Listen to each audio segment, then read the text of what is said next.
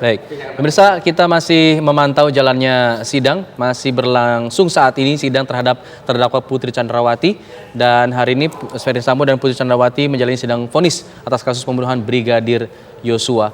Majelis Hakim menjatuhkan vonis hukuman mati terhadap Sambo dan mantan Kadif Propam oleh itu dinilai bersalah dalam kasus pembunuhan Brigadir Yosua. Kita masih bersama para narasumber, masih bersama kita Pak Samuel Huta Barat dan juga ada Bang Teguh Nasrullah masih bersama kita. Ada Dan juga ya. Kita tergabung sekarang pemirsa bergabung dengan Prof. Hipnu saat ini merupakan pakar hukum yang bergabung secara virtual bersama kami, dan juga tentu masih bersama dengan Prof. Gayus Lumbun. Saya ingin sapa dulu Prof. Hipnu. Selamat petang Prof. Hipnu. Selamat petang Mbak. Ya, Prof. Sehat selalu. Alhamdulillah. Ya, baik. Ya. Prof. Hipnu, kalau kita melihat tadi persidangan hasil vonis dari hakim terhadap Sambo ini lebih berat. Bagaimana dengan Putri? Kalau menurut analisis Prof. Hipnu? Kalau menurut saya karena sebagai bentuk pijakan itu adalah Pak Sambo. Kenapa dikatakan Pak Sambo? Karena dari perspektif hakim adalah unsur-unsur terkait dengan pembuktian perencanaannya terbukti.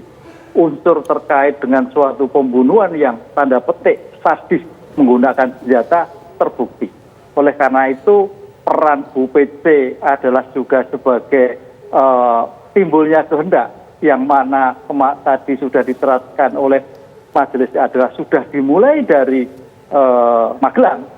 Tampaknya hakim akan melihat minimal sama seperti yang dilakukan oleh penuntut umum.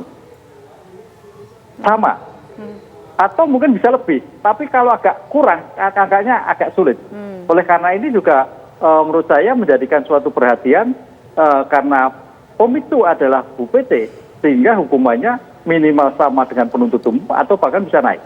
Ini yang menurut prediksi saya, karena ada suatu konsep meeting of mind-nya itu sama. Ini perspektif majelis loh ya tadi ya.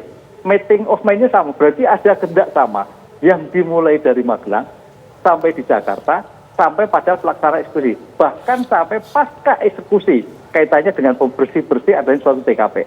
Ini suatu yang sangat saya kira juga cukup memberatkan, karena sebagai seorang ibu yang harusnya bisa menghindari, bisa mencegah, bisa mengingatkan, tapi tidak dilakukan. Tapi ada suatu unsur kehendak yang sama. Ini yang sangat memberatkan. Cuma paling meringankan nanti begini Mbak, pertanyaannya, apakah dimungkinkan? Bisa jadi. Pertama adalah sebagai seorang ibu yang bertanggung jawab pada anak-anaknya. Ketika seorang suaminya sudah dihukum mati, bagaimana peran orang tua yang ditinggalkan? Ini tampaknya yang menjadikan menurut saya hukumannya adalah sama, karena berkait seperti itu. Kalau naik, tampaknya agak sulit. Sama, bisa menjadi lebih berkurang. Begitu Pak, menurut saya seperti itu.